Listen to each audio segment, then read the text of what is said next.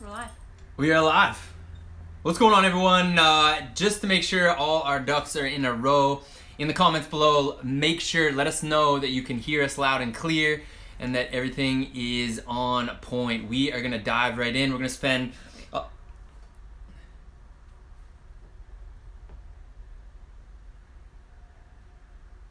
So it says we're waiting, but we're definitely live. Getting everything lined. Oh, there we go. Green light means go. We are super excited to be on here. We're going to give it just 20 seconds to make sure that everything is lined up. And then we are game on. You can see all the comments and everything. We're going. We're going. All right, here's a quick table of contents. First of all, thank you so much for tuning in. My name is Ryan. I'm Lindsay. We are a husband and wife team. We go by Rinzy. We're full-time shoe resellers. Welcome to our channel. Today we're talking about Poshmark. Poshmark Sound and video is good. Sound and video is good. Thank you for letting us know. Poshmark has been an amazing marketplace for us. We're going to talk all about our experience, but more importantly, we're going to talk about how you can get more sales on Poshmark. We're only going to talk about what we do and how we do it. Because that's really the only thing that we should be talking about is what we have done ourselves. We have over $250,000, it's actually over $260,000 in sales on Poshmark, and that's after the 20% fees. That's money that has come back in hand. There's 6 things that you really should focus on that should be your absolute base level strategy, and we're going to talk about those. Those 6 things are smart sourcing, intelligent listing, thorough descriptions, daily shares, we're going to talk about that, rapid customer service both before and after the sale, and the 6th thing is rapid shipping. You got to have those 6 things on absolute lockdown in order to build a very successful business on Poshmark. We're going to talk about those 6 things, and then we're going to talk about some bonus stuff. If you don't have sales coming in as quickly as you would have thought, there's lots of tools that Poshmark offers, things like offers to likers. We're going to talk a little bit about bundle strategy. We're going to talk about how important it is to counter offer any lowball offer that you might get, some of the common questions that do come up, and then finally, we're going to talk about mental real estate and how important it is when you're building your Poshmark business to think about what's going on up here. Say hi to some people. Cool. So Nick Pick Thrift checking in. How's it going? We have Melissa in Washington State. That's awesome. Retail Rehabs is here. Timothy Doyle from Idaho. Checking in. Let's see. Beth is here. Hey, Beth. Mary's good. Jay Heelan from Connecticut. Appreciate everyone Fat from Elvis Goods is here. all over. Fat Elvis, what up, what up? New England Betty Boop from Massachusetts. What up? We do appreciate your time. Oh, this is cool. Big fan here. Air Force member from Germany.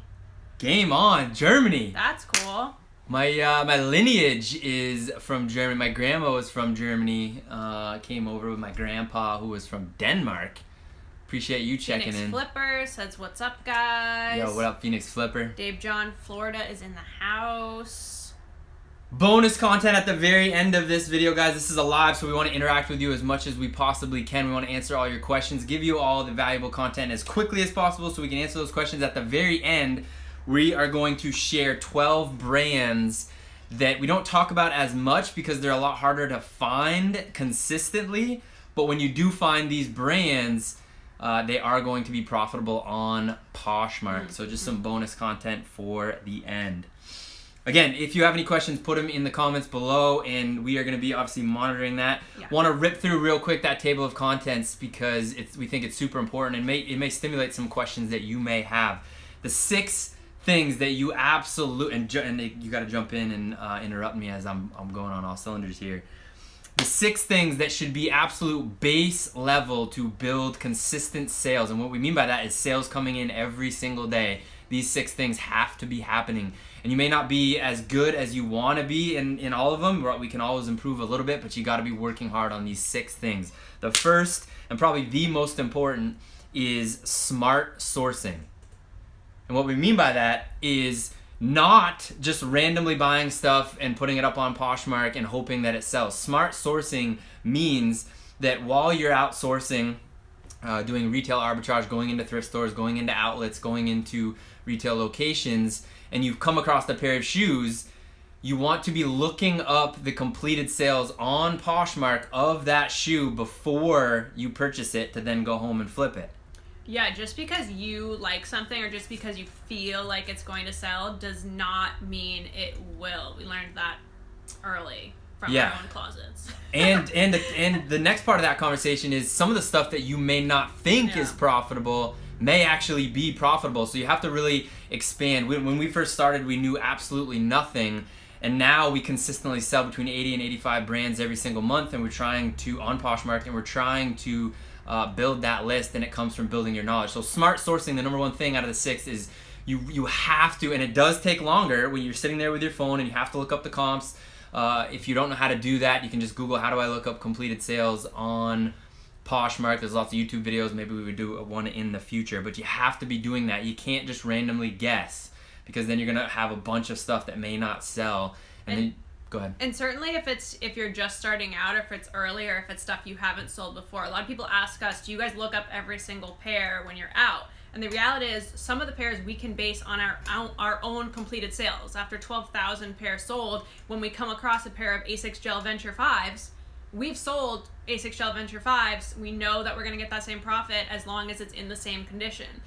Same with like a Nike Pegasus 31 or whatever. So you can start basing it on your own completed sales, but in the beginning, or certainly if it's something you've never sold before, there's no reason not to find out if it's selling for what you need it to sell for.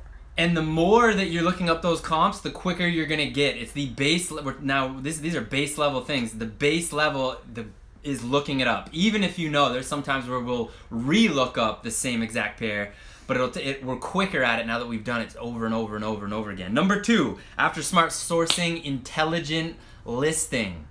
Do not have lazy listings. And what we mean by lazy listing is like using a Google image of the shoe as instead of taking your own photographs. Don't do that. Take your own well-lit photos. Intelligent listing is your own well-lit photos. You can use the light that's coming in from the window during the day. You can use daylight bulbs that you can get at Home Depot. We have a video here on our YouTube channel showing our very inexpensive photography setup. We use our phone. We don't use an expensive camera. But intelligent listing is distilled down into 3 things: taking well-lit photos, showing all angles, and intelligent listing includes pricing with respect to those completed sales. Now, some bonus content here. We always price at the higher end of the comps. So if you're like the average is around $40 or $50 that the pair is selling for, we'll list it at $49 to give ourselves some room to negotiate and still hit our profit. So going along with that, a couple of people have asked. So one person, Marcus, said, I don't think I post enough shoes. That's one of my problems. And someone else said, Matthew Barnes said, what's a good number of listings to list per day? So to both of you, it's not about quantity. It's about quality. We get this question on a daily basis on our Instagram page, and it really comes down to quantity. Yep. Perfect example. You can have 10,000 active listings on Poshmark and not sell anything. Mm-hmm. Or you could have 100 active listings on Poshmark and sell them all in the same day. Now, you got to find that balance. You could get lucky if you list 10,000 shoes, and you could get lucky and something will sell, but you don't want to be turned into this giant storage unit. We run our entire 6-figure business out of our apartment. Right up here above the second floor here is our sneaker loft. All the shoes we have up there, roughly 1,900 listings right now, so there's 1,900 pairs. And we're very methodical with respect to our sell-through rate, with respect to what we know, like Lindsay said, based on the 12,000 pairs we've sold already. So it's not about quantity. We can't tell you, it wouldn't be honest to say, list 100 things and you'll have 10 sales a day, or list 10,000 things and you have 100 sales a day. It has to be quality, and quality on Poshmark is with respect to the first 2 things we've talked about: respect the comps, the completed sales, and make sure you are having quality listings. I feel like that also could be coming from a place of thinking of a platform where sellers are more encouraged to list more often and a more frequent, per day basis, where on Poshmark, and we'll talk about some of the tools that they offer later, but you're able to share your listings every day, which is basically as if you're listing every day. So we'll talk about that in a little bit, but sometimes, so you could have the same 10 listings, and if you're sharing them 3 times a day, it's refreshing those in everyone's feed 3 times a day. So you don't necessarily need to be bringing in new items and listing them daily to still have a fresh phenomenal point audience. Yeah, absolutely. So don't feel like if you're not selling stuff right now, you have to go out and buy more. People say list. Now, again, the reality is if you just list, you are going to get more sales, but you got to be careful because you're going to have way more stuff to store, and it increases, like, you become a storage unit. We always say we're not in the business of storing shoes, we're in the business of selling shoes. Quality over quantity, and then of course you want to increase the quantity with respect to quality. The third thing after smart sourcing and intelligent listing is thorough descriptions. To put it very simple and save you a lot of time, answer everyone's questions before they ask them in the description. Yeah. That's what we mean by thorough descriptions. You want to repeat, these are gently used. You want to repeat, these are new. You want to repeat the size. You want to repeat the color. Answer all the questions that people may have before they ask them. Now, of course, some people are still going to ask you, are these brand new? Are these used? Even though it might even say in the title, it may say in the description, but a lot less people will ask you those questions. It'll save you a lot of time. Thorough descriptions.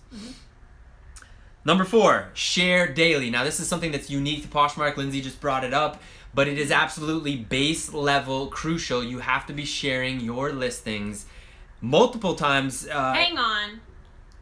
Shoebug sent us a $5. Hey! Wait, $5.55? Yes, 555. I love it.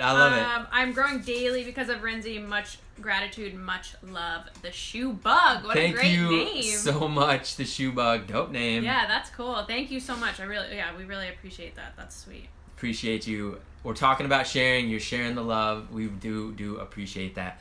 When it comes to sharing your listings, some people might, roll their eyes and say, it's so annoying. Why do I have to share my listings? But you got to think about it. One, it doesn't take as long as you think. You just have to be super focused when you do your sharing. In the beginning, all the way up until we had roughly 500 active listings, we personally shared our listings multiple times per day. We run our entire business from our phone, so we would just share.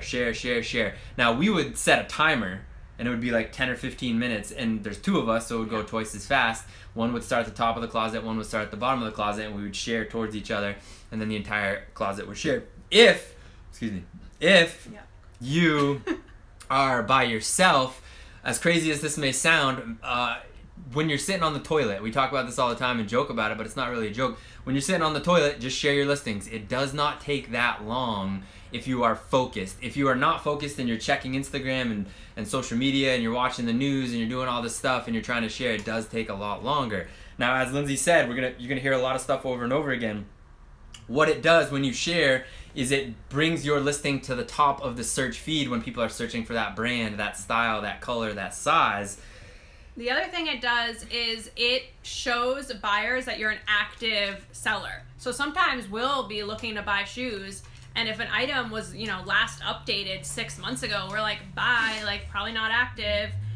So it allows buyers to see that you're an active seller while also coming up in people's things.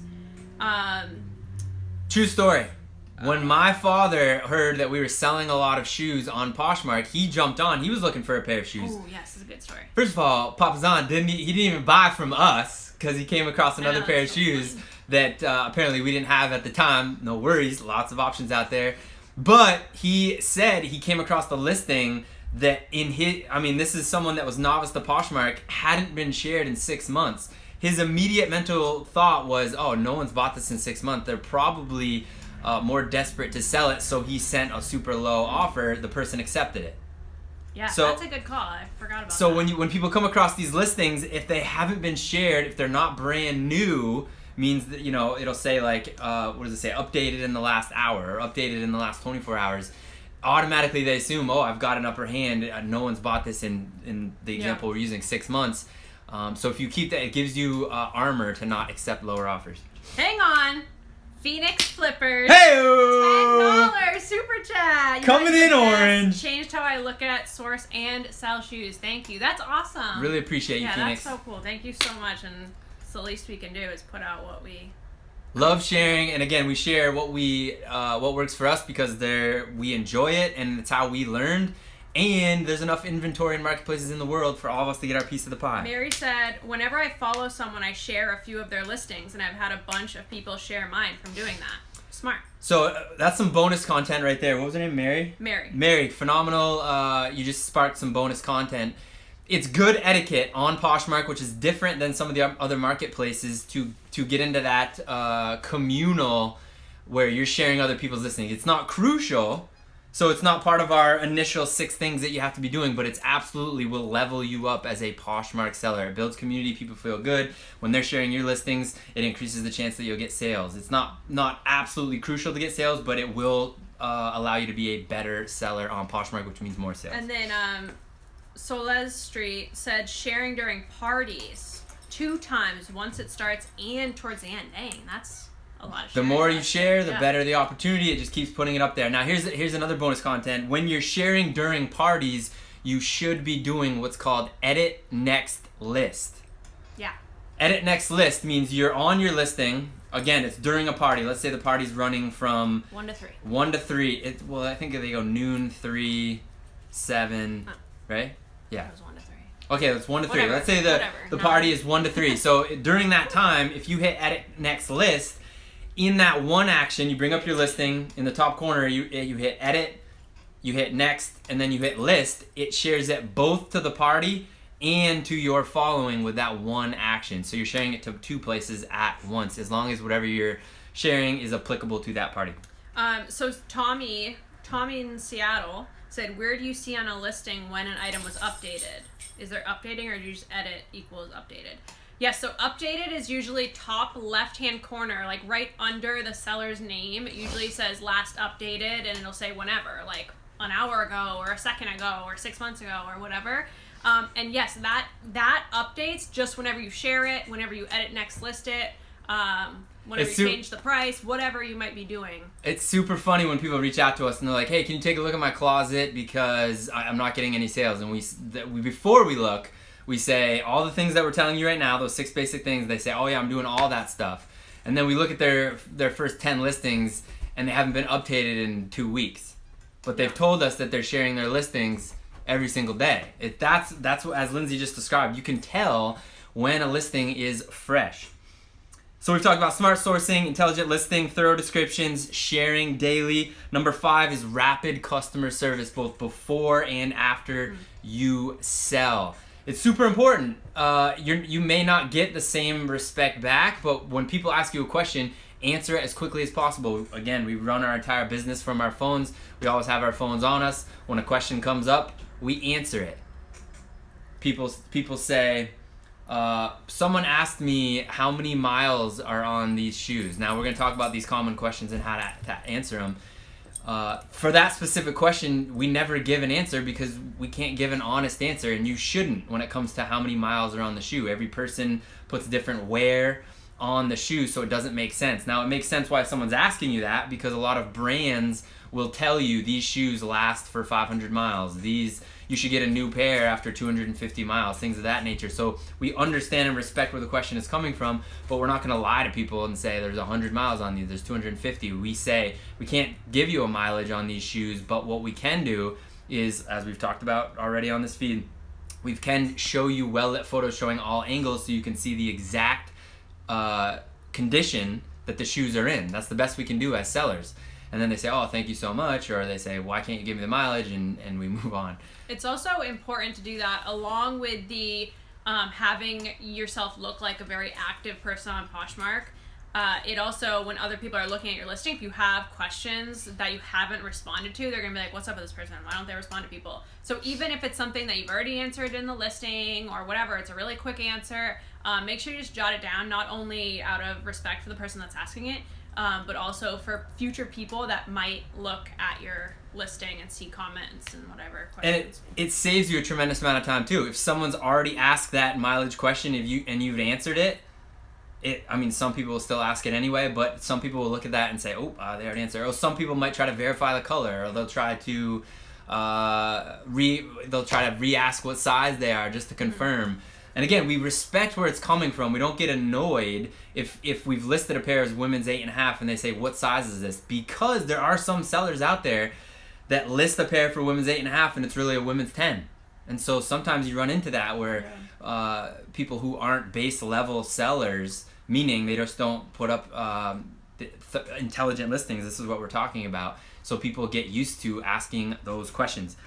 Number 5 is rapid customer service before and after. Responding to those questions very quickly, and then afterwards when people say thank you, or when people, for example, say, I thought these were a deeper color blue, I got them, they're a lighter color blue, we'll respond and say, hey, we don't use any filters, we're happy that you love the condition, they found you well, and because we're responding and interacting rather than just ignoring them, it usually 9.9 times out of 10 turns into a good outcome. Rapid customer service, and then all these first 5 things lead through to repeat customers. Rudy, $9.99.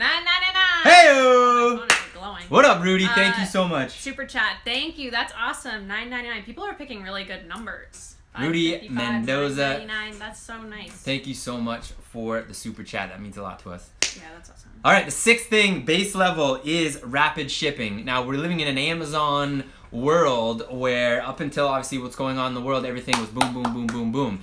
Now, we're even getting groceries delivered to our house within 2 hours. And then once the world gets back to normal, we're going to be in that next day, within a couple hours, boom, boom, boom. So because you're competing with that, even on Poshmark, you level yourself up the quicker that you ship.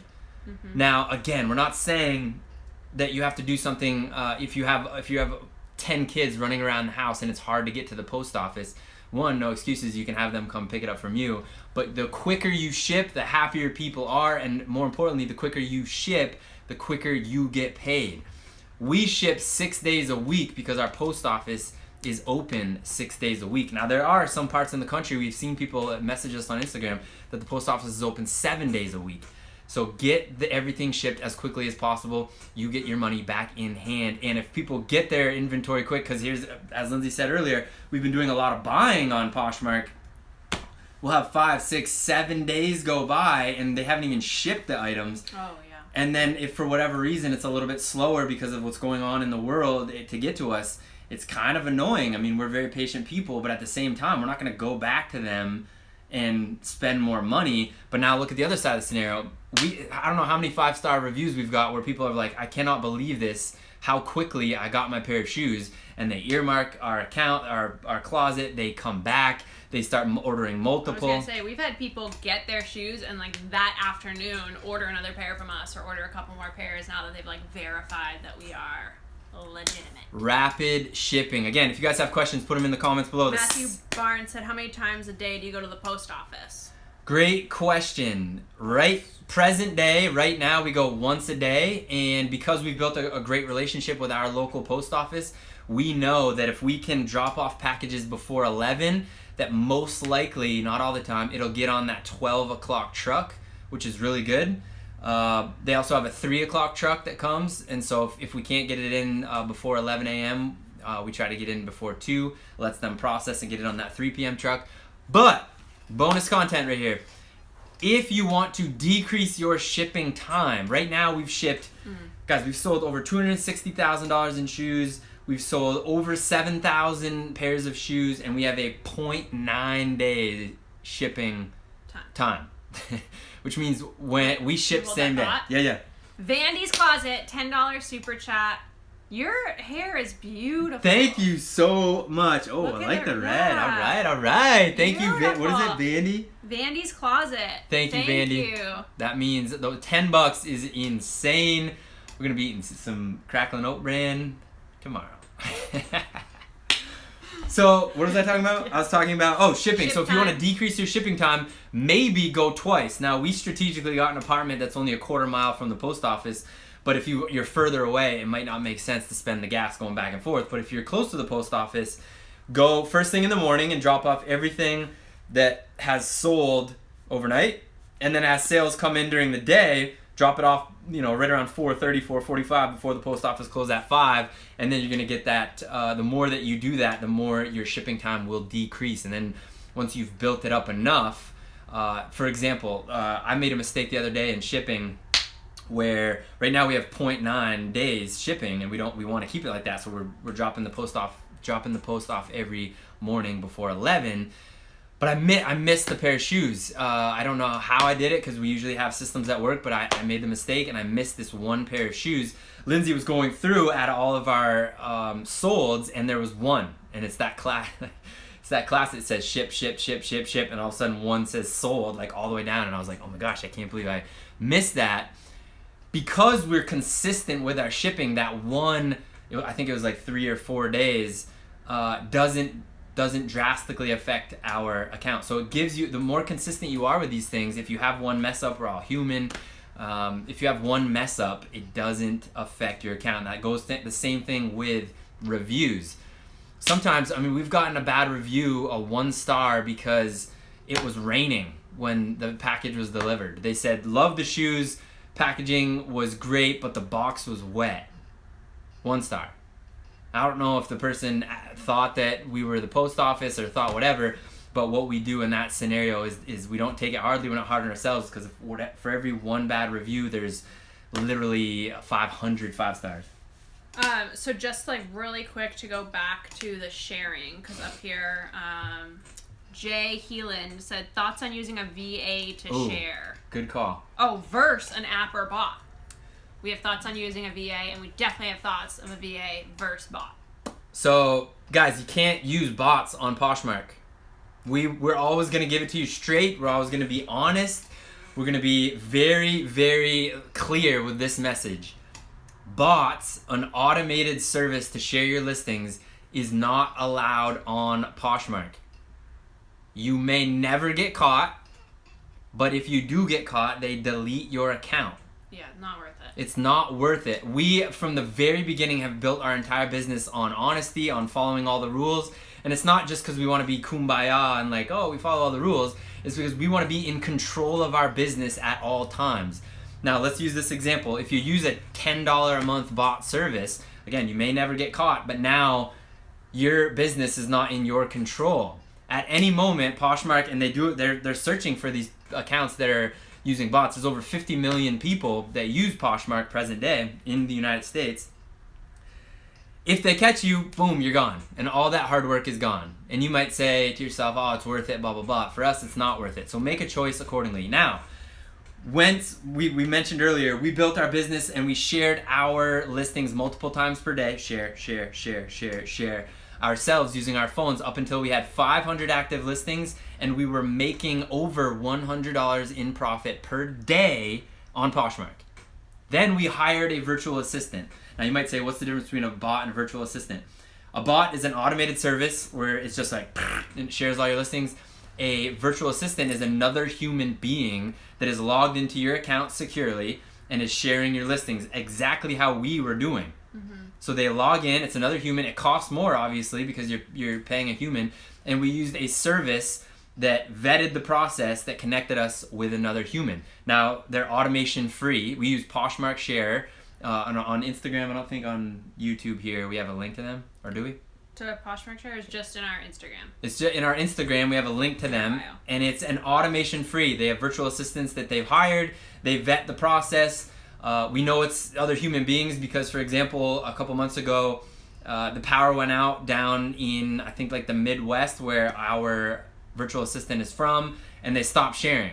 We noticed that there was no sharing going on, so we reached out to Poshmark Share. We said, hey, what's going on? They said, hey, yeah, we just found out that the power has gone out where your virtual assistant is. We'll connect you with another one. They'll be sharing your listings until your virtual assistant gets power back on and then back on. So we said, thank you so much. We've had a great experience, but it costs a little bit more. It costs us $100 per month to have our listings shared multiple times per day.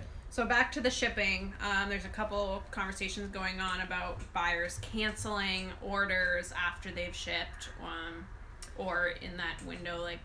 Yeah. Yeah. So this is what... tracking starts updated. Before you answer that. Hey-o! Keenan sent us $5. Let's answer his question. Do you guys pass on shoes that have a defect on the laces? Where can someone buy laces at a low price? What's the name? Keenan, thank you so much. That is, first of all, thank you for the super chat. Phenomenal question. When it comes to lace defects, 99% of the time we will pick up the shoe because you can get extra laces. Now, the reason I say 99% instead of 100% there are some unique pairs, some pairs of Jordans, some pairs of basketball shoes that have really unique laces, and you can go on and buy those replacement laces, but it's a lot harder, it costs a lot more money. But 99% of the time, if there's something wrong with the laces, you can replace them. You can jump on Amazon. There's links to where we get laces on Amazon, just generic color, black, white, all different colors. Or in outlets, a lot of the times, Nike outlets especially, they'll run deals where you can buy real high quality Nike laces for under $1. And whenever we come across that, usually it's up by the cashier. Yeah. If they're under $1, we'll grab all of them. The other thing that we'll sometimes do is our Goodwill Northern New England, has Dollar Day on Sundays and Mondays, where one color that was usually 50% all week is then $1 on Sunday and Monday. And sometimes you can find a really good pair of shoes that maybe has a rip or a tear or just isn't a brand that you want, but it might have really good laces, in which case we sometimes will buy that pair of shoes for $1 and then remove the laces and use those in another pair. Yeah, very good point. You're supporting your local thrift. You are making the most, and you're not drastically increasing the average buy cost of your shoes. So it's a really good question, Keenan. All right, back to if a buyer cancels an order before it starts tracking on Poshmark, etc. One of the reasons we use Poshmark is it's got really good seller protection. Yeah. Period. Yeah. I think only one time on Poshmark we've had this scenario where it sounds like they're talking about where we've dropped the pair was sold, we dropped it off at the post office, and in that lag between when they actually scan the box and the tracking starts, the buyer canceled the order. So it's out of our possession. The post office has it. We're home. We can't go back in and say, can you give us our box back? So we reached out to Poshmark. Now they have the back end stuff. So later on, the package started to track. They can see that. So they can see that you're being honest. Then what happened, at least in our scenario, is they reached out to the buyer and they said, hey, when this hits, if you don't want it, can you send it back? Blah, blah, blah. They actually didn't get a hold of that buyer. That buyer went ghost. And they gave us our money for the shoes, which was really cool. And the buyer, I think, got a free pair of shoes. But, go ahead. Alfredo sent us a $20 super chat. That's so generous. Thank you, Alfredo. We really appreciate that. Here's a small token of my appreciation. This month, I just reached the milestone of selling 100 shoes in 1 month. Did everyone read that? 100 pairs in 30 days. That's huge. About $3,000 in earnings, $1,800 in profit before taxes. I use the Poshmark share and I'm growing every week. That's huge. 100 pairs in a month. That's First of all, it goes above and beyond. Thank you so much for the $20 super chat. But more importantly, what we love is we only share what we do. We're not making stuff up. This is not theory. This is tried and true. We only talk about what we know, and it sounds like you are applying that. That's so cool. Guys, there's enough room for all of us to get our piece of the pie. That's good too. $18 profit per pair. That's sweet. That is These super are some dope. good numbers. Yeah. And $1,800 profit is no joke in a single month. Right. Congratulations on your momentum. Keep us updated as you continue to grow. All right, so hopefully that answered your question about shipping. Reach out to Poshmark. We've had really good experiences with their customer service about anything. The other thing, just going along with that, is as Ryan mentioned earlier, where we kind of caught that pair that hadn't actually been shipped and it just said sold. I like to go through all of our sales. It's not plugged in. I just tried to turn the fan on and it wasn't plugged in. So. I like to go through our sales every couple days and see if any were shipped a long time ago and don't say delivered or you haven't been rated yet. Go in there and see, because we've had quite a handful of times where the package is undeliverable, the person's address, the mailbox was full, whatever the reason might be, and send a quick, contact support to Poshmark, and they work that out. Usually within 24 hours, they just give you your payout and close the thing and whatever. So we've had good experience with Poshmark customer service. We use it fairly often just for that, especially. Love that Alfredo just put in the comments too that you have 350 active live listings. See, that's the point. Huge. My man Alfredo is making the most out of every single listing. Over 100 sales in a month with 350 active listings. That's a really good sell-through. Yeah, that's sweet.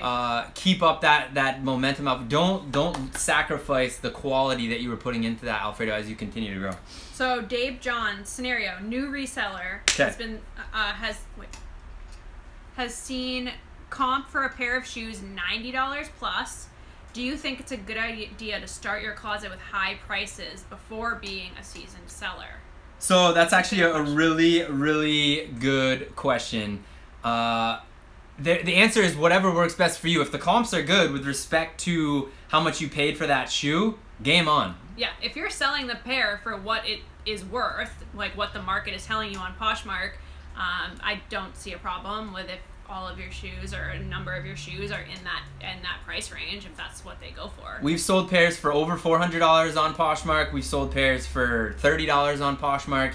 Just find your groove. What's not okay is sourcing a pair for $80 and just because it's $80 listing it at $190. If the comps aren't $190, that doesn't make sense. You're gonna run into a lot of problems with your business. My Thriving Treehouse. Great Dope name too. Yeah, that's cool. Thank you so much for the super chat. Here's a gift for all I've learned from you. My shoe sales doubled and I'm selling more shoes than clothing. Can you talk a little bit about your pricing strategy? I noticed you have a system of nines. Ooh. Yes, good question. First of all, thank you so much, My Thriving Treehouse. We do Dope have a name. system of nines.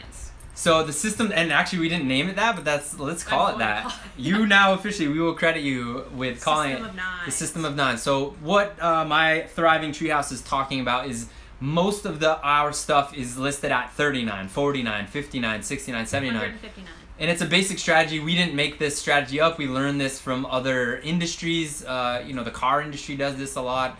Every industry does this. 99, 99. So at split second, it's a visual thing. So if someone's looking for, there's a couple different things we're going to break down. First thing, it's a visual thing. If someone looks at something and it's $59 rather than $60, instantly, of course you can think through it. You think, oh, it's less expensive. The $59 is less than $60. It is, of course, even though it's only $1. So that puts us in a wheelhouse. Also, there's some people that will search for shoes under $50. So if you have it listed at $50, it might not show up in that search, but if you have it listed at $49. Also, the system of nines, because we have it listed at, let's say, $49 instead of $50, it gives us all the things we just talked about, but then when people send us an offer, it gives us a rung to negotiate. So we have it up for, what did I say? It's $49. Someone offers $20, so some low offer. We can go from $49 to maybe $45. And then maybe we go down to 40 instead of, if we start at 45, we're missing that rung of negotiation. That's a little bit higher level reselling, and we can talk about negotiations. I think that's super, super important because it's over 80% of our sales come from negotiations. But that's why we do it. All those things that I just said. Yeah. Phoenix Flipper said, just starting Poshmark, I have 19 listings and sold 2 so far. Boom. Yeah, people always ask us, like, how many do I need to list before I start getting sales? Boom, less than 19. You can have one listing and get a sale, period. It has to be quality, and then you obviously want to build quantity, focusing 99% on quality. Alfredo said, thanks, guys. It's been a lot of work, but so far, so much fun. So we're going to build on Alfredo's story right here. Yes, it's a lot of work. Now, a lot of people reach out to us and say, oh, you guys must work 20 hours a day because you're getting all these sales. No, because as we're building momentum, just like Alfredo, we build systems that are efficient that tell us what is working and what is not, so we can either say, okay, this is great. For example, we put up a time lapse of us shipping the other day, and of course the time lapse was like 38 seconds. That was real speed. Yeah, we shipped like 30 plus packages. But the reality is we ship those really quickly because, as you saw, in a very quick fashion, we work together. We have the boxes already pre-made. We have, we just got a counter offer on Poshmark on a pair of Toms. We got to check that out shortly. We pre-make the boxes, which if you don't check our video on how to ship boxes, and then we work together. We fold them up, pass it on to Lindsay. She finishes, puts the label on, boom, piles it, and it's done. We don't spend, an hour shipping. We spend 20 minutes, boom, we get it done. And the point I'm trying to say the long way along is we build efficient systems. Same thing with when we were sharing all of our listings. We set the timer, we block everything out, we share, and we're done. Yeah. Build those efficient systems, and you will have so much extra time in your day without sacrificing the amount of sales coming in. So Kathy said, how do you know how to price the shoes? Where do you check your pricing while sourcing? Phenomenal question, Kathy. We talked about this a little bit in the beginning, and we're going to reiterate it the more we go on. We talk about it 1,000 times a day, and we love it because it's super important. When you're outsourcing, let's say we're in the thrift, we're looking up the completed sales. The reason I keep doing this is because I have my phone in my hand usually, and I'm looking up. I open up Poshmark, and I have a pair of Nike Air Max in front of me. And so I look up Nike Air Max on Poshmark, and I use the filter, availability, and I switch to sold listings. Now, the stricter you are, color, size, like all those, there's a couple different kinds of Air Max 95s, Air Max Flies, Air Max, like the stricter you are in that sourcing, the better. You might say, oh my God, that's going to take me forever to look that up. But if you skip that and you turn it into a guessing game, you're sacrificing your business and you're not respecting every dollar that you put into your business. Now, because we respect every dollar, because we want to multiply every single dollar, we will spend the time. In the beginning, it took hours in the thrift. Yeah. And then we got better at it, and we got better at it and more efficient. And then, as Lindsay said in the beginning a couple times, we've sold over 12,000 pairs, 7,000 of those pairs on Poshmark. We have a cadence now. We're having daily sales go out, so we know what sells. So we're looking for that stuff, and if we come across something we're unsure, we always check the comps. So Tommy in Seattle said, don't you have to give a VA your password to your account? Doesn't sound safe. Great question, Tommy, and it's understandable, and you should be weary. Before we started using Poshmark Share, we reached out to a bunch of different services and asked them all these questions. Not only that, as thorough as we are looking up comps in a store for a pair of shoes, we were just as thorough when we were deciding on a virtual assistant. Then we reached out to other resellers and we said, have you heard of this service? Do you use it? Just like a lot of people reach out to us right now. They say, hey, I know you use Poshmark Share. What's the pros and cons? We love that. We did that. Yeah. We talked to a lot of people and they said a lot of good things. So we, after all that research, after talking to Poshmark Share and they answered all of our questions, we said, all right, we're currently making $100 per day in profit on Poshmark. It costs $99 per month, their base level, base level package. We're going to sacrifice the profit from one day and we're going to try this out for a month. It's a low risk, but if it turns out great, awesome. We tried it. It turned out great. We bought another month. We bought a 3-month package because it was discounted, and we were off and running. We've been using it for over a year now, and we absolutely love it. And sorry.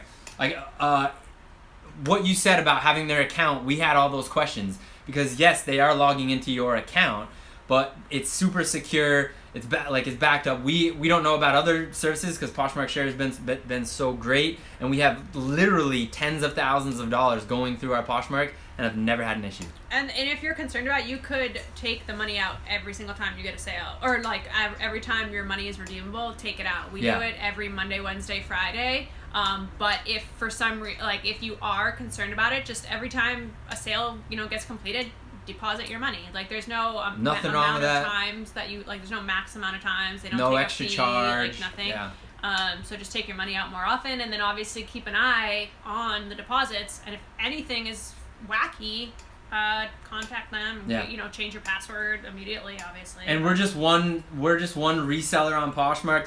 There's 50 million, and I'm not sure how many accounts that Poshmark Share has, but our experience over the entire year, never have we had any questions about our bank account. Yeah. So my Thriving Treehouse said, thank you for the answer and thank you for the System of Nines credit. I'm a grade school teacher, full-time, dang, power Thank you. to you. Thank you for being a teacher. And and since Poshmark is part-time, I want to make the most of it. So all the things I'm learning from you is helping me to maximize my time and supplement my teaching income. You two are angels for sharing all you know. Oh, you're an angel for teaching children. For the Man, if you were my teacher, you should get paid the most. I was a little shisa running around school. Alfredo also said he's been using Poshmark Share for 2 months and they've had his password and he's had no problems. All right, there you have 2 resellers that highly recommend Poshmark Share. And here's another thing. Message Alfredo and he should have, I know because we do, but we want you to use Alfredo's link. He's got an affiliate link when you are using Poshmark Share. If anyone signs up through your Poshmark Share account, there's a couple things, bonuses that they do give you. So reach out to Alfredo, message Alfredo, or Alfredo, put your Poshmark share affiliate link in the comments below so people can use that, and you can get free shares, you can get free months, all that kind of stuff. So Darren said, used to feel funny carrying women's high heels through the Goodwills until I sold a pair for over $100. After that, I could care less what people thought. LOL. So screw that. No one should care. Whether you get through it like you did or not, like when we first started, we needed to pay all our bills the first month, so we didn't care. And a lot of people laughed at us that we were selling used shoes in the local community. And now those people are saying, hey, if you find this, let me know. If you find this, let me know. We had family that was laughing at us. Do not give a what other people think. Yeah, because they can't do anything to support your business. It's just words. And again, it was family members, and then now they are thoroughly supportive because we're making more money than we've ever made at any job we've ever had, both with college degrees and working tons of jobs. We make more money now than we've ever made. So as Lindsay's looking through the questions, we've talked about the 6 things that are base level. If you have any questions about those 6 things, some bonus stuff that will level you up as a reseller, we want to talk about that. I think there's a question. We want to talk about offers to likers. We want to talk about some bundle strategy. We've been selling a lot of bundles recently, and that's super unique to Poshmark and can save you a ton of money. No. Is there a question? No. Okay. Just people saying, or Tommy said, thank you for the info. You two are awesome. Thank you for the kind words, Tommy. Found you two a few weeks ago. Wish all YouTubers shared info like you do. There's a lot of really info-filled YouTubers. There's a lot of people. There's a lot of junk out there. To be honest, we're very positive people. And by junk, I mean people are just trying to not tell you everything, which is silly. But there's also people, again, respect to the people that have courses that you can buy. There is a value in collecting all that knowledge and presenting it in a way. So respect to the people that do that. That's just not our game plan to sell a course or do anything. We learn for free, so we're giving away all that information for free. Z-Man Flip said, obviously your time is important, but for a small seller, I've been just taking 30 minutes every day and following and sharing, and in turn, others are sharing my listings, and I'm getting hundreds of followers. Yo, quick thing real quick. Z-Man? Z-Man My freshman year roommate's name was Z-Man. Is this So, him? like, I just blew my mind. Zach, is that you? No, I don't think that's Zach. Z-Man was into cars, and my friend Z-Man was into cars and stuff, but yeah, 30 minutes a day. It's really, like, there's literally no excuse not to do it, and if you're not doing it, then don't complain about not getting as many sales as you want. Exactly. We used to call this the toilet strategy, and what we mean by that is... Toilet project, I think. Oh, yeah, we called it the toilet project. When everyone was going to the bathroom. Everyone goes to the bathroom every single day. In the time that you are sitting on the toilet every single day, you can run a Poshmark business. Now, again, as Lindsay just said, and as people have said to us, but, I'm not getting as many sales as you. It's because we do more than that. Period. Right. And as what Z-Man just said and what people said earlier, the teacher, I think it's super important. Whether you want to pay your cell phone bill, whether you want to pay for groceries, or whether you want to do a 6-figure, $10,000, $15,000, $20,000 a month Poshmark business, it's possible. You just got to figure out what works best for you. And it doesn't have to be the exact way we do it. Do what works best for you. Jay Heeland. Hey! Thanks for all your help. $5 super chat. Ooh, those sunflowers are beautiful. Thank you, Jay Heeland, for the super chat. That's super You nice. guys all of you are incredible. Thank you. 97, and we've seen 100 people. 100 of you, we respect your time. We hope we're bringing as much value as we can. The only thing we can do is share exactly what's working for us. What's working for us is offers to likers. Yeah, someone asked earlier about what our feelings are on offers to likers. So let's talk about that. You're doing all these 6 things that we talked about. You are doing smart sourcing, you're intelligent listing, thorough descriptions, sharing daily. You are rapid with your customer service, and you're shipping as quickly as you possibly can. When you're sharing daily, is bring it to the top of the feed, and when anyone's searching for that brand, style, size, color, and as people are shopping, they're liking your listing. This is where offers to likers comes in. All the people that have shown interest in your listing by liking it, you can send an exclusive offer. Not only is it exclusive to those, let's call it 10 people that have liked your listing, but it's time sensitive. It's only 24 hours. It creates a sense of urgency. this is where it's really cool that Poshmark offers this tool. There's a couple other marketplaces that do this. Mercari does this as well. I think eBay, we don't use eBay, but I think eBay has this now. They've added it. But what it does is it creates a little competition. So let's use that example. 10 people have liked your listing, and you've listed it for $49, and you send out, has to be at least 10% or 10% with a shipping discount. So let's say you send an offer for $43 with discounted shipping. It may not seem like a big deal, but all 10 of those people get the notification that not only them, but the other people that have liked the listing now have this special offer, and it only lasts 24 hours. This is really cool as a seller, because then you can wait, and you don't have to wait a long time. You only have to wait 24 hours. If someone counter offers you $20 because you sent that offer and they're like, oh, they're trying to get rid of it, you can then comment, tag the person that sent you off and say, thank you so much for the counter offer. I'm gonna wait till the other 9 people either accept or respond before I go lower. And then people say, oh crap, there's 9 other people that might buy this before me. They might buy it right away or they might not, but it creates the sense of urgency and it puts you in control of your business. If you are not sharing your listings daily, it's a lot less likely that people are going to be liking your listing. Now, let's get into the realness. Some people say, oh my gosh, I have 100 people that have liked my listing and no one's buying it. Then you have to back up and look at your listing. Is it priced too high? People like a listing because it's a crazy awesome pair of Nike Air Max, but you have it priced at $180. Maybe not a lot of people can afford $180, but they still like it, so they're waiting to get notified if it goes lower, things of that nature. So you have to reevaluate. Did you accidentally list? This happens all the time when we're shopping on Poshmark. We like it, and then we go into the listing and it says women's 10 when it really is a men's 10 because they've shown an inside picture of the inside tag. Yeah. That's happens where with kids' shoes a lot. They'll list them as like toddler, but really they're youth. Toddler 2 is way different it's than like this big. Youth 2. But a youth 2 is... And anyone shopping is like, wait, that's definitely not a toddler 2. I'm out, and doesn't like think to be like, hey, wait, these are whatever. The other thing, another awesome thing about Poshmark is if you are accumulating those likes, but you're like nothing is coming of it, no offers, not even low balls, you've sent an offer to likers, maybe no one did anything, and you do want to drop your price, they do this thing called closet clear out every now and again, and they usually send you an email or alert you of it, and if you drop any of your prices by, I think it's 10% then as well, they automatically give the buyer free shipping. So if there are, like, we like to, if there's a closet clearing, we don't drop our prices very often, but if there is a closet clear out going on, sometimes we'll go through and just make sure there's nothing that we missed. And that's when, if any time we lower the prices, it'd be during that, because then all the people that have liked that are immediately getting a notification like, hey, price drop and you get free shipping. Awesome. Now, again, with the offers to likers, a question we get all the time is, I don't want to bombard people by sending offers to likers a lot. Here's something really cool that Poshmark does.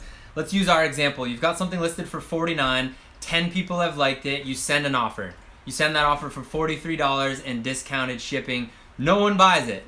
So you continue to share all of your listings every single day. Now you have 11 people that have liked it, 12, 13, 14, 15. Now you have 20 people that have liked the post.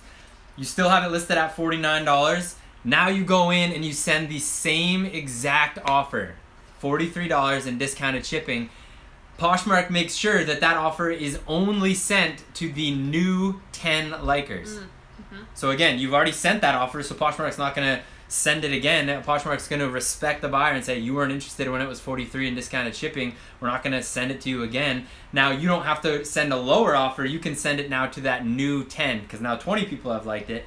It only sends it to that 10. So rest assured, we do this all the time. We've got something listed at $49. We'll wait till it accumulates another 10 or another 5, and we'll send the same exact offer, and one of those new likers will bite and buy it. Yeah, that's true.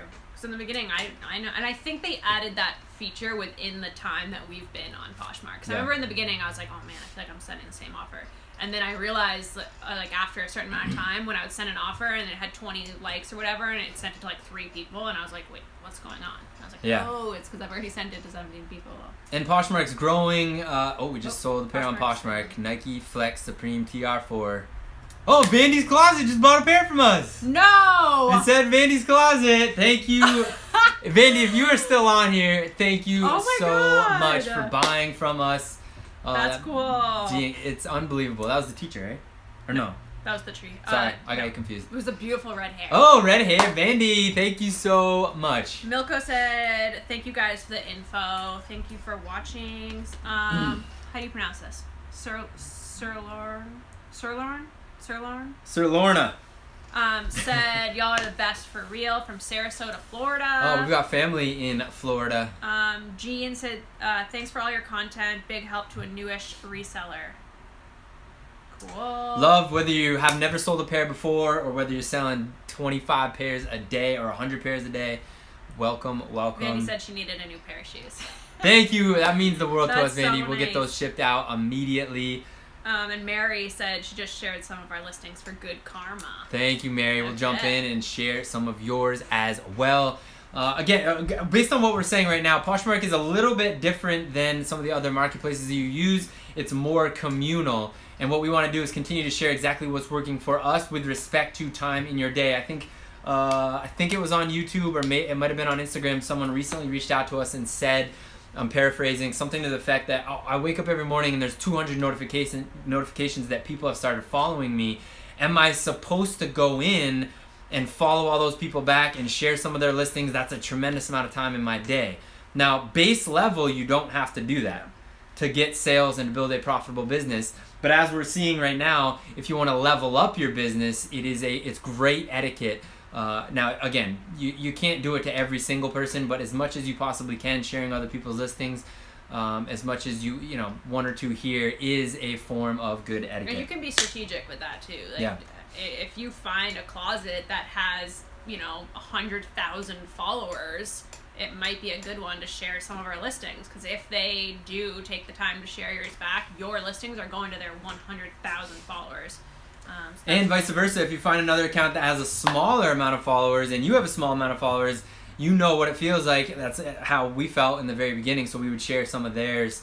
And they'd be like, oh, you're a small account too, and they would share some back. So there's so many different ways to win. No way is wrong in terms of what we're talking about and sharing other people's listings. So Rick asked, or said, thanks for all the great information about how many listings do you maintain on Poshmark. So present day, right now, we have roughly 1,900. We've been selling through, and because of what's going on in the world, we haven't been able to bring in as much. We're still doing a lot of OA or online arbitrage. We're buying online, it's getting shipped to us, and then we're flipping it back online. Which we have a video on for anyone in the chat that's been asking how we've been sourcing during all this. We have a video. Yeah, how to source shoes from your couch type of thing. We're also in the process of creating a video where we purchased 20 pairs of shoes in one order from a person on Poshmark, and we're following and taking little videos tracking how long it takes us to resell those 20 pairs back onto Poshmark and Mercari. We're 4 days in, we've sold through 4 of the 20 pairs, but just to keep in mind for future content, we'll be having that in one video showing the process.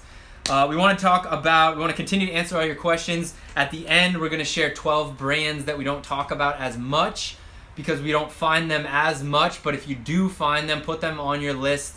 BOLO, whatever you want to call it, things to be on the lookout for. At the end, we're going to talk about those 12 brands that are very profitable on Poshmark.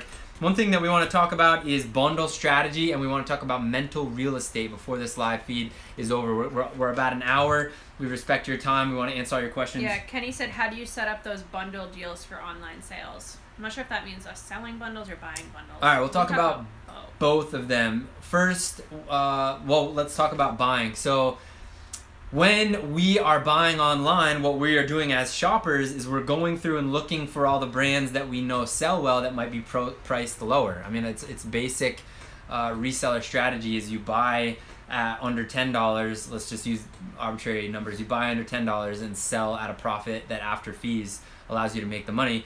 And rest assured, there are lots of listings out there that are priced under $10 because people either have a lazy listing, or there's something wrong with their listing, or they're not taking good photos, or there's something wrong with their listing. You don't want to buy pairs that have something wrong with them. Mm-hmm. But we've been buying a lot of shoes at a price on Poshmark and then flipping them back on to Poshmark at a higher price because we have better listings. Not us personally, but we just have well-lit photos. We're showing all angles. We're more thorough in our descriptions. All the base level stuff if someone's not doing those base level things, they'll have a harder time when they have to keep dropping their price. So when we're shopping, we're liking posts. Now let's say we come across a great pair that's $10.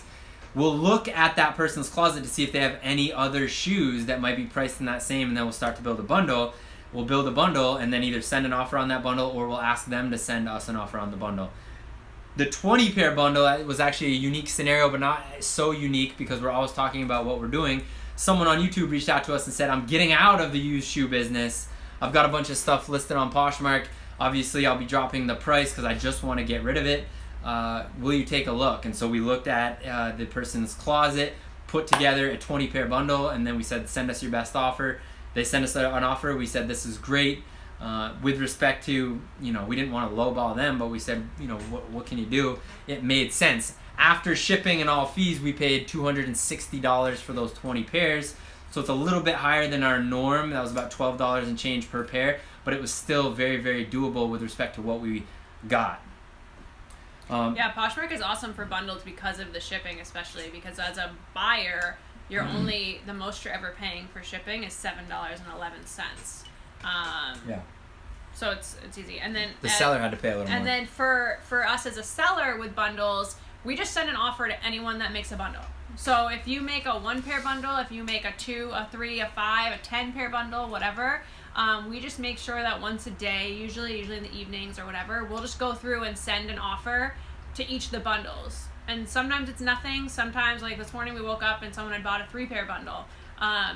But don't take for granted. It's the same thing with lowballs. We don't take for granted anyone that has taken the time to either send a lowball offer or built a bundle. We make sure to take the time to counter that or to make the offer on our half, because you never know. We've had people offer $5 on a pair we have up for $80, and we'll counter 84, and they'll accept it. Yeah. And we're like, oh, they were just seeing if we're active, or they're just seeing, yeah. Who knows what their thought process was, but it ended up working out. Whereas a lot of people get pissed off and be like, F you, decline, or whatever, and you miss it out. Let's be real, too. You have to respect it, and we're not saying that it doesn't give us a little cringe when someone sends us a $5 offer, but at the same time, we know we're always looking for the best deal possible. We're always going on discount days, waiting for shoes. So if you respect it, it helps with your mental real estate. Now, we're not saying drop your price lower than you want, because you put in the research, you put in the time to create a great listing. And just because someone sends you a $5 offer doesn't mean you have to drastically reduce it. You know your bottom price. Right. We'll keep responding, countering with our bottom price after a little negotiation. But a different way of, exactly as Lindsay's describing, a different way of looking at that offer. It's an opportunity, and not every time, but someone sends a $5 offer, we counter from 90 to 94, or 80 to 84, or whatever you just said, 89 to 84. 80 to 84. Yeah, we go up in our counter offer. Yeah. It felt like upping our counter offer sometimes, but and sometimes they accept it. You never know. It doesn't happen all the time, but it never happens if you. Yes. We say this all the time. It never happens if you don't counter. If you just decline it, you never get that acceptance. So that being said, if they send a $5 offer and you counter 84 and they counter 6, decline. Yeah. We don't waste our time. If you send 2, low, you either didn't move at all or you went up $1, we've spent enough time. Yo, we got to give a shout out to Soul Street. Soul Street, how did you guys set up a buying budget? That's a good question. If you find a great deal on shoes, you still purchase even if you have gone through over your budget, and they're currently at their office job working. Hearing you guys live and sourcing on Mercari, # no excuses. Repeat that. Currently at my office job working, listening to the live, and sourcing on Mercari. No excuses. You can do this. Find little moments. Obviously, we don't want to get you in trouble at your 9 to 5. Yes, we do, because then you quit and do this full time. Or you can make excuses and watch the rest of us. Hello, Phoenix Flipper! Oh my God, yo, that's such a dope pair. That pair is really dope. Yeah. Phoenix Flipper just bought a pair of Greedy Genius shoes. They kind of look like Air Force One lows from our Poshmark closet. Ryan in a shoe. They're all over the place. That's sweet. Thank you for that. That's really Thank you nice. so much. We'll get those shipped out. You guys are unbelievable. Okay, wait. Really first, before we talk about Soul Street and setting up a buying budget, Troy said, "Sup guys, I finally listed on Posh and I have no idea how to share. Please help." if you go to your closet, I'm gonna try to bring it up on mine if the lighting isn't like crazy. Can you? Oh shit! Oh Whoa. my god! Hopefully there's no little kids. Oh no. Okay, well you can't see it, but if you go to your closet, oh my god, it's like really. There's a little share, like two little arrows that make a little box. That's the share button. It's just in the bottom right hand corner on your closet. Yeah. On each listing, you just click, click, click, click, share. There's only 3 things at the bottom of each listing. It's on the one on the right, boom, and then you share. It's a great question. We didn't know how to share in the beginning too. We heard everyone talking about when we first started on Poshmark, and then we had to look it up. I don't remember if we watched a YouTube video or Googled it or. Peanuts Flippers said I've been looking at those for a while. Yo, thank you so much. Those are so dope. We've never come across any more of that brand. It's a very unique pair. So building a buying budget. Okay, so we have, to help the people that may not follow along as we go, we have a post on our Instagram that's going to describe exactly what we did, what we personally did, and it can show you in one post how we built our buying budget. But basically, we started with $0. We looked at the shoes. We've got our closet back there in the hallway. We started with the shoes in our closet, and then we jumped on a local marketplace. We used Facebook, but you can use LetGo. You can use OfferUp. There's a bunch of different marketplaces where you can connect with people in your local community, and there's no fees. Yes, there's a little bit more labor. You got to meet with them and all that. But we started with the shoes in our closet, and we sold them for $25 a piece. Yes, they may be worth more than $25, but make sure they're still in good condition. Make sure they're name brand. Reach out to us if you have a question, blah, blah, blah. But we sold them for $25. We felt that was a good price, that people didn't have to negotiate. Most people can afford $25. They just said, I want them or I don't. We started selling through 1 or 2 pairs. Let's say we sold 2 pairs, then we had $50. Then we started going to the local thrifts and buying pairs under $10. Same deal, no rips or tears, great condition, good brands. We didn't know anything about comps or completed sales. Name brand, Nike, Adidas, all the top 50 brands that you can think of. Google if you don't know. And we bought the pairs under $10. We would go home, clean them, and then we'd sell them for $25. And we repeated that process.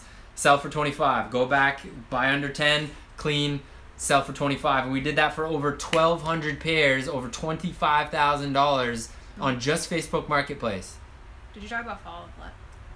Oh yeah. We have the video. We have a couple series, or one series, I can't remember, on our YouTube called Follow the Flip, where we go from, what did we start out with? $25? Started with $25. We started with $25, and then we show exactly turning it into $1,000 in 30 days. 30 we did days. it in a month. I think we actually did it in like 32 days the first time we did it, and 35 days.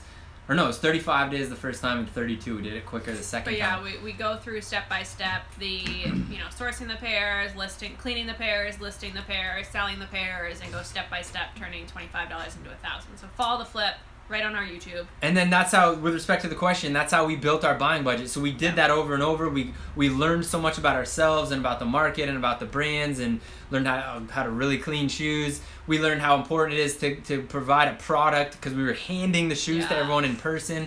I think we talk about it all the time. Hide behind a shipping label. Yeah, it was our unfair advantage. We got so good at providing a good product, well cleaned, good, that when we started applying those to the online and shipping environment, we kept all those principles, and it allowed us to scale very quickly. And we had the budget. When we first went into an outlet and decided to get into new shoes where we didn't have to clean them, we had over $25,000 that had come in. Of course, we paid our bills and blah, blah, blah. We didn't have $25,000, but we had money where we could say, all right, let's take $200, go to the outlet. If we lose it, if none of the shoes sell, and that's when we first were like, we were in there for hours and got a couple pairs, because we were looking up comps, and it was very, we were nervous and blah, blah, blah. But then we told all the employees what we were doing, and they helped us. Yeah. And Bye, Phoenix Flippers. He's getting out of here. Thanks for the purchase. We appreciate you. Stay safe. And for the super chat. Yeah. And that's how we built our buying budget. We never were like, all right, we've got $1,000. Let's go to the outlet, spend it all, even though we don't know what we're doing. To this day, every single dollar we spend is super, super important to us, and we want to multiply that money. We don't just want to get it back. Our worst case scenario is not getting our money back. We hear a lot of resellers talking about that. Again, respect to how you want to build your business. We do not want to build our business, and we haven't, getting our money back as the worst case scenario. Yeah. Our worst case scenario is we want to double our money after fees. And because we set that high bar, it means we have to have stricter sourcing. It means we have to put up stellar listings. It means we have to ship. It puts us at a place where now, guys, our worst case scenario is we're turning $1 into $2. Not we're taking $1, spending it, sitting on it, and getting a $1 back. It doesn't make sense. Yeah. And most of the time, 80 to 90% of the time, we're taking $1 and turning it into $4, $5, $6, $7, $8, multiplied, 1,000 times over a month. So Sean has a good question. Or no, wait. Well, Sean does have a good question. Is there a max number of listings Poshmark allows? Not that we know of. Yeah, I don't know. We haven't hit any max. We haven't heard of anyone hitting a max. We know people that have 10,000 plus listings. We currently have between 1,900 and 2,000. So no, not that we know of. I mean, we've read an article about a woman who I'm pretty sure we found her account. She has like 30,000 active listings, and she's made over $1 million. We're trying to hit that mark. Less listings. With less listings. True story. So Dana said Keens and other sandal types are notorious for having the size rubbed off. Any advice on shoes with no size?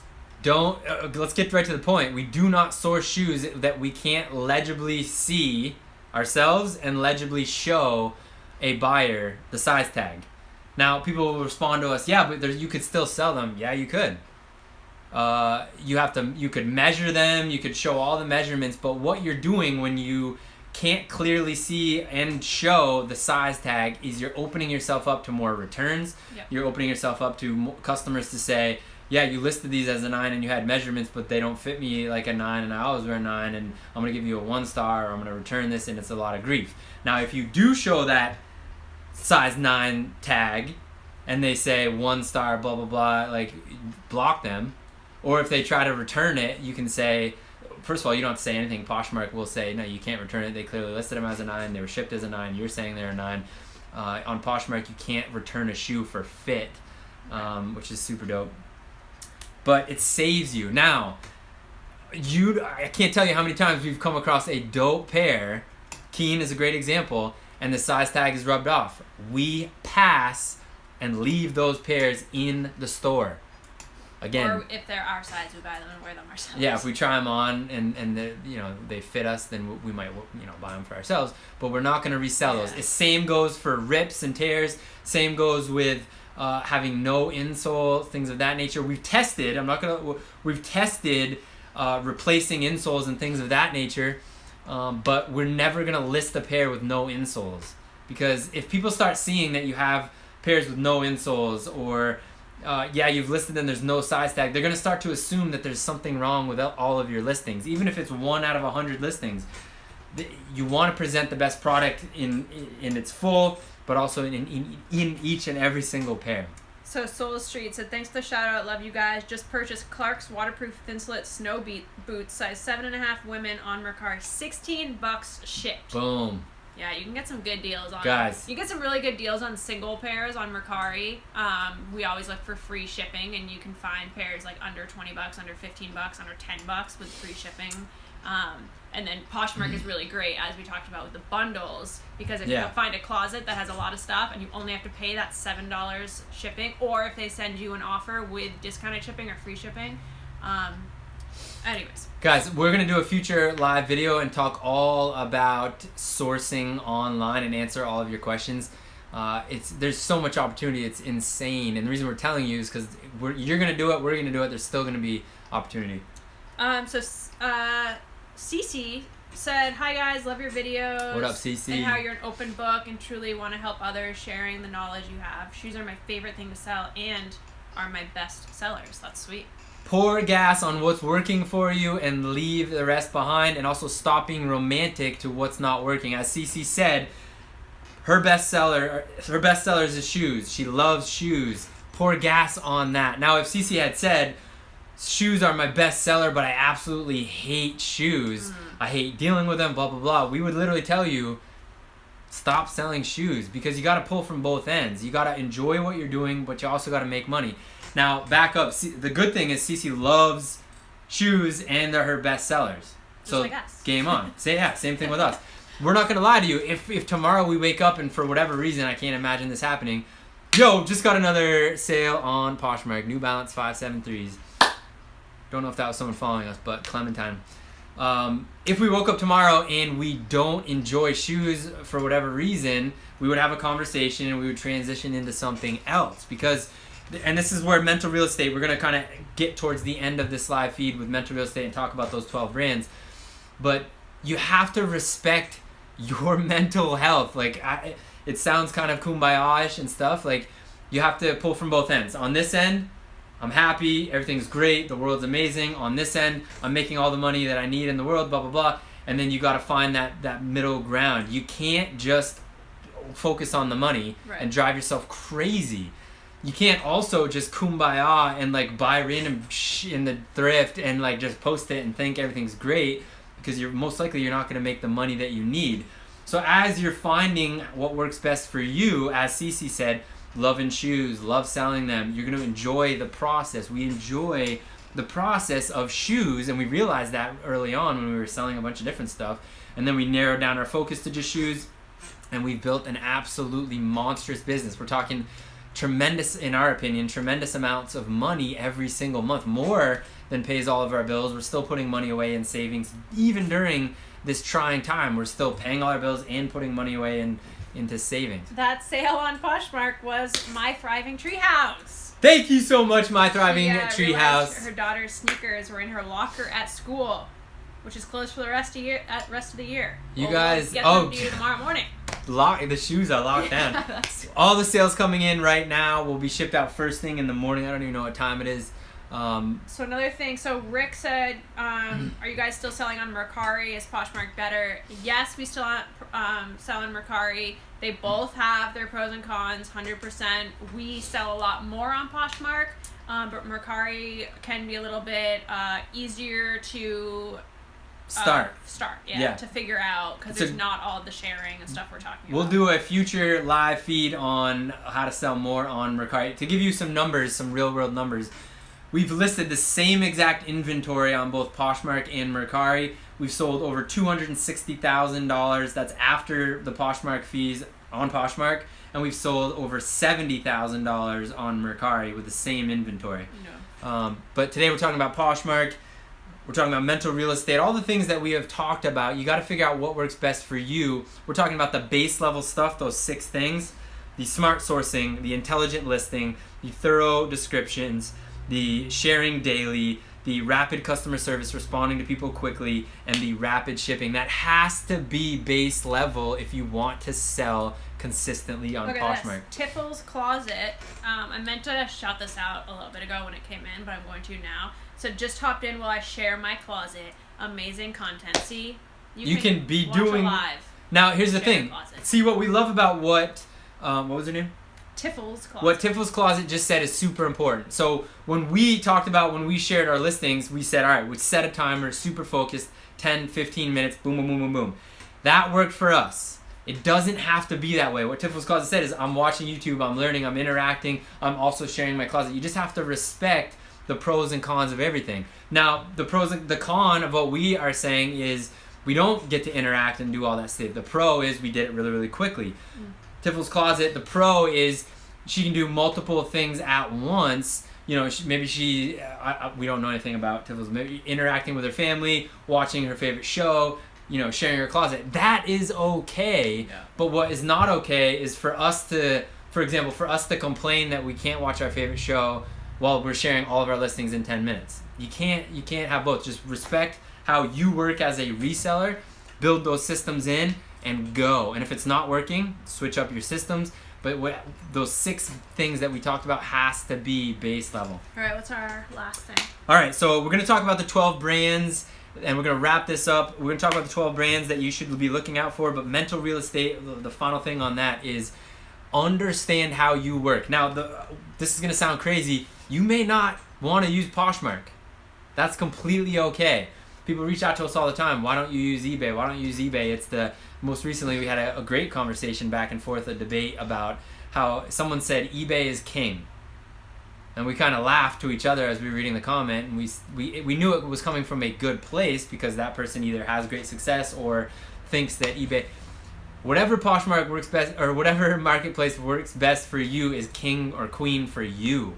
So for it's eBay for that person. For us, eBay is not king. Yeah, don't try to convince us. eBay is not even in our top 10 for a number of reasons. But that's just how we work. There's plenty of people that are building monstrously profitable shoe reselling businesses on eBay. Now, with respect to Poshmark, because this live feed is about Poshmark, you may listen to all this and be like, I don't want to share every day. I don't want to have to talk to people every day, blah, blah, blah. That's okay. Yeah. You can still build I don't want to deal with the 20% fee. That was me in the beginning. For example, the first 3 months, I didn't understand Poshmark. I was like, it's 20%. This is BS, blah, blah, blah. But now we are... Swag Slayer. Swag Slayer! Fashion. Thank you so much. Thanks for all the useful and real-time tips. Thank you. You're that welcome. means the Thanks world for to us. watching. Appreciate you Yeah, with that's the cool. $5 super chat. Swag Slayer. You may now continue. You may not want to use Poshmark. Just whatever marketplace you're using, respect that it is, provided it's a place where you can make money and figure out what works best in that scenario. Okay, should we talk about these 12 brands? Yeah, so these are 12 brands that when we see them, we get really excited and we buy them, and they've all sold quickly and They sell well. Yeah, they sell really well for good profits. You They're still in good shape. Yeah. Everything that Lindsay is saying, you still want to check comps. You still, even if we're telling you they sell well, you still want to, you don't skip the basic stuff that we're talking about. But they're not the Nike and Adidas and New Balance that we sell, hundreds of every month. These are brands that are a little fewer and far between, but really good sellers to keep an eye out if you haven't heard of them or you're not already looking for them. All right, start us off. I can't read that. Vionic. Oh, Vionic. Vionic is a really, really great, more of like a walking shoe, and anyone, Comfort brand, yeah. comfort brand.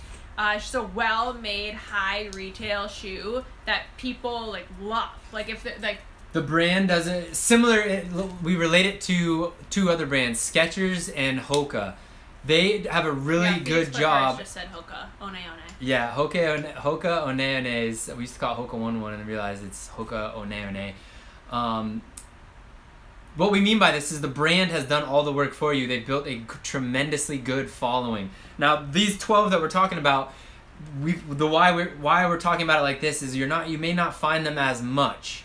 When we think of Bolo, we want to give you Bolo. Be on the lookout for. We consider Bolo something we find a lot that's also profitable. So this is kind of like a unique thing. Vionic is one of those things that we don't find as much, but when we find them, we absolutely snag them if they're in good condition. Second up, Go. Ms. Moose. It's like boots and wedges and things like that. A little bit more of like a dress shoe Very brand. We've only sold women's. I think we had a pair of sandals, a pair of boots, Yep. but they both sold quickly and for a high amount. 5 or 6x our money. Now, we talk about this brand every once in a while, Oboz, similar to a Merrell, similar to an LL Bean. Oboz, O-B-O-Z, is a very well-made outdoor brand. It's mostly hiking stuff. I think all the stuff we've run into is like hiking boots. Yeah. It's Both all a lot of outdoorsy. men's and women. So Vionic, Ms. Moose, Oboz. Innovate. INOV-8. Innovate. Really great running shoe. Another kind of if like an Ultra or like a Hoka One One, like a one that, or even like a Mizuno, where people have their specific running shoes, like actual people that run, not like me that like to dog walk in fancy running shoes. Yeah. Innovate is a really popular, really great running brand. And they usually have some really bright colorways Yeah, that obviously are attractive to the eye. Innovate. Up next is a brand called On.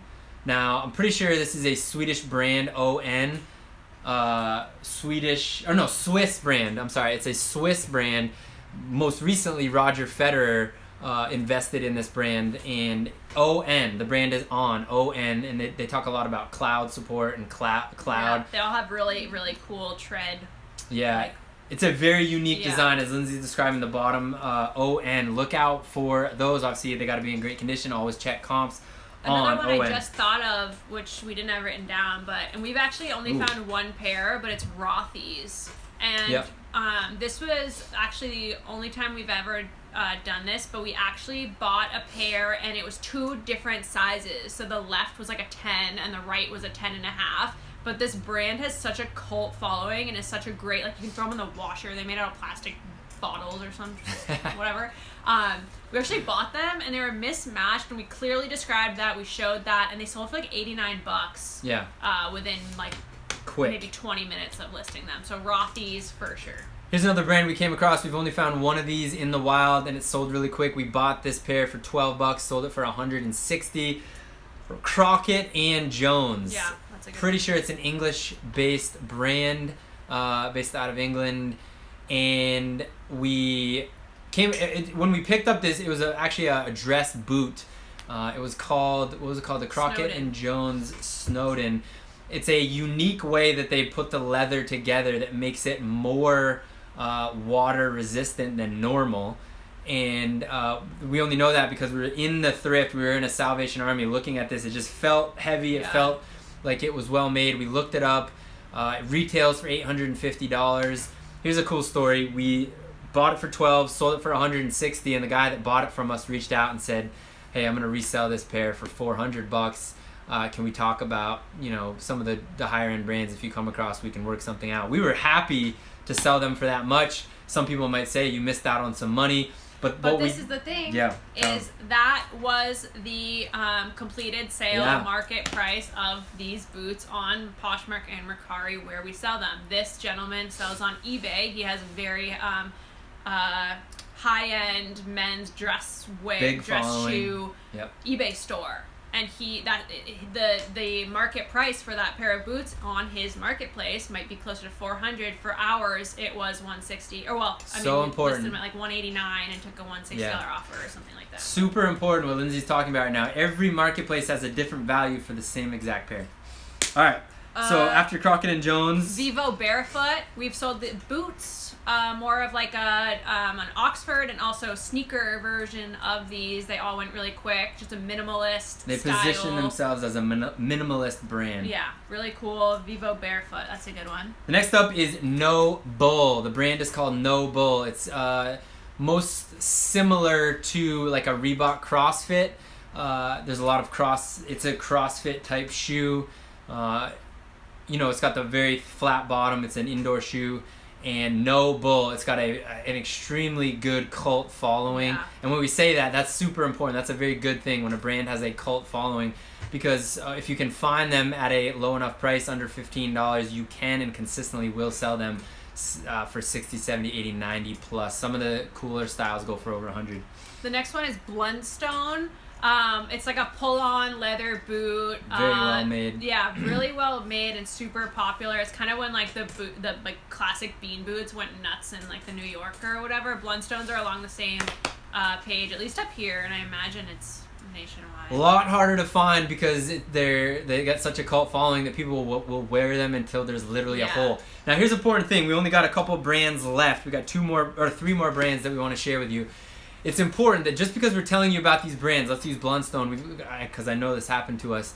We've come across the Blundstones in the thrift and we passed on them because they were ripped, because they were torn, because they just weren't in the condition. Was like now that's different than being able to polish a Blundstone.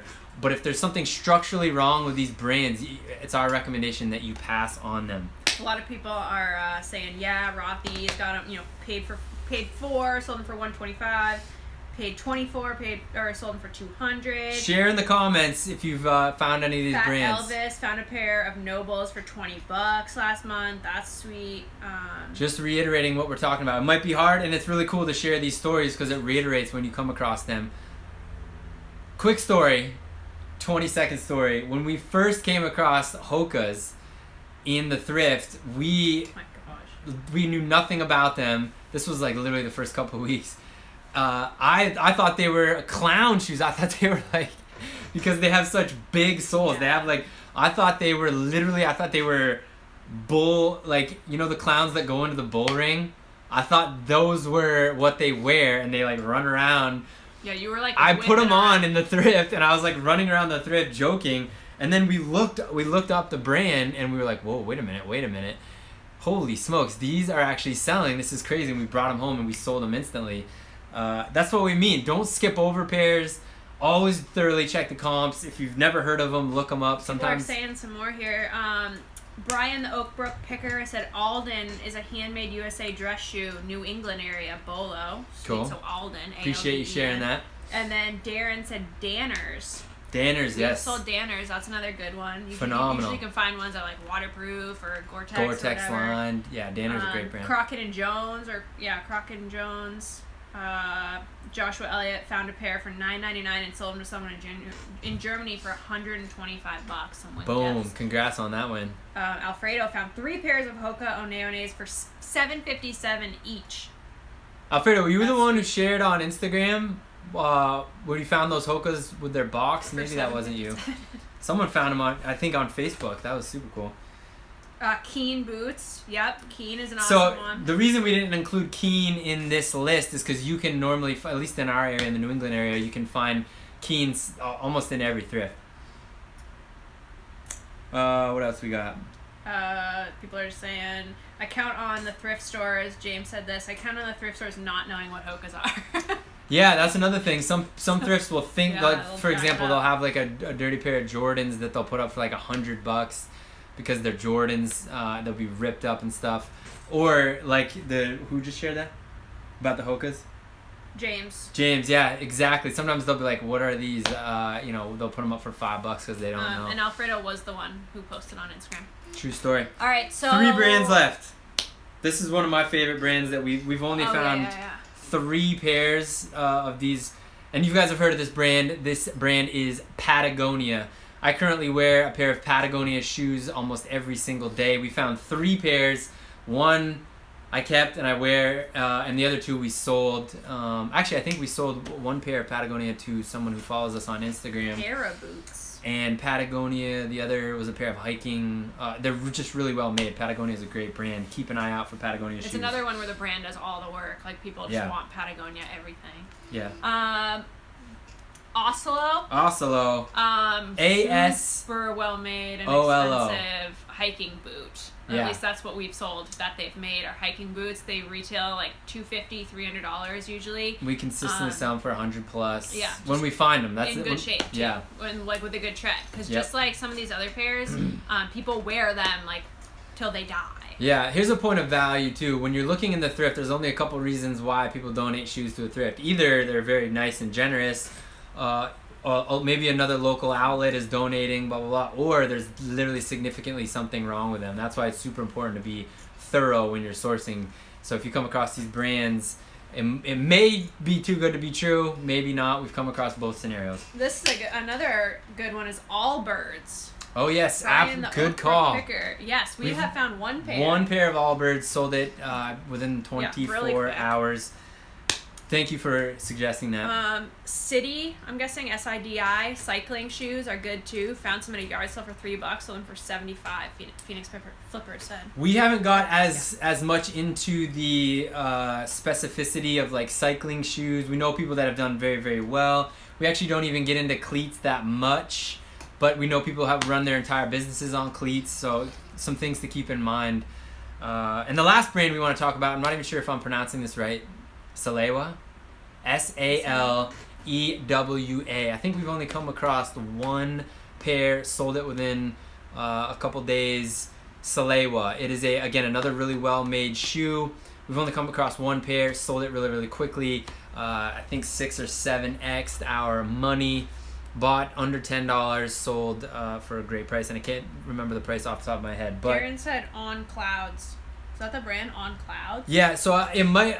I'm pretty sure the brand is called On, but it's the same thing you're talking about, On Cloud. All their marketing includes the word cloud in it, and I could be totally wrong. I'm pretty sure, and maybe the marketing branding recently because Roger Federer has purchased part of the brand and is now part of it. Maybe they shortened it just to On recently. Or maybe the brand is called On Cloud, but yes, we're talking about that same exact brand, ON, and then a lot of their marketing includes the cloud. Some others, people are saying Solomon. Yep, absolutely. Huge. We find a lot of Solomon. Red Wing. Definitely Red Wing. SAS. Here's the thing we want to put out to you guys about Red Wing. We heard recently, we have not tested it yet. You have to have your proof of purchase. Oh. So we heard that you can bring a used pair of Red Wing and they will actually restore it. I think you have to have bought the Red Wings From that place? Yeah. We don't Okay, condone this. scratch that. we don't condone this. We heard, again, this is why we said we put it out to you guys. We heard from someone that you can bring a used pair. So the idea was if you come across a used pair of Red Wing, you can just bring it to a Red Wing retailer and they'll actually restore it. Scratch that. We didn't test it, obviously, and maybe that's not true. Actually, you're saying No, that's it is not true. true. No, it is true, Oh. but you have to have purchased the Red Wings like legit from Not- the Red Wing, not not from from the a thrift thrift. store down the street. Yeah, so scratch that. It's just like LL Bean will like you can return stuff there, but not if you bought it at the thrift store. Yeah. FootJoy golf shoes. Yep. And definitely. keep an eye. Golf shoes have done well for us. Mostly we've stuck to Nike and Adidas golf shoes. We have sold a couple of pairs of FootJoy. Those are in good shape. We're gonna wrap stuff up, guys. We've been on for 90 minutes. It means the world to us. We hope that you got a lot out of this. If we didn't answer your question, or if you for some reason you didn't ask that question, you can always message us here on YouTube. You can shoot us a message on Instagram, Facebook. We enjoy talking about shoes, and we're never gonna leave anything out. We always share based on our experience. If you ask us a question and we don't know the answer, we'll do our best to connect you. So if you ask us questions about eBay, we're going to direct you to the best eBay seller we know, because we only talk about and answer. We stay in our lane and share our experience, because when we were just coming up and as we continue to grow, we reach out and ask questions, and we feel so grateful that people answer our questions for free, and that's what we want to continue to do. Cool. It means the world to us. We keep looking down. This is, Lindsay's got her phone. This is how we see the comments. It means the world to us to be able to connect with you guys from all over the country and all over the world. We have people checking in from all over the world. Germany. We have people checking in from Australia. Last live feed. We're going to continue to do these live feeds. We're going to try to create a scenario where we're as specific as possible, but we can answer as many questions. Today we're talking about Poshmark. Hopefully those 6 basic things, you got to be working on those you have to improve. In our experience, if you want to build a consistently profitable daily sales coming in business on Poshmark, those 6 things have to be happening to the best of your ability. And then some of the 2.0 stuff, like the offers to Lakers, the bundle strategy, coming up with, I don't think we said this, but coming up with copy and paste answers to some of the most common questions. So when someone asks us, you just copy and paste the answer, to any number of common questions. Is that it? Is that what we got? Yep. Thank you, guys. Thanking us. Until the next live video, we hope you're enjoying each and every single step, no matter where you are on your adventure. We enjoy spending time with you. All of you that sent super chats, or whether you sent a super chat or not. We gotta go ship those shoes up. Yeah, we gotta get in. We'll get up to the shoe loft and get everything shipped. I gotta eat. I'm hungry. We're gonna eat some food. Till the next video, guys. Enjoy each and every single step.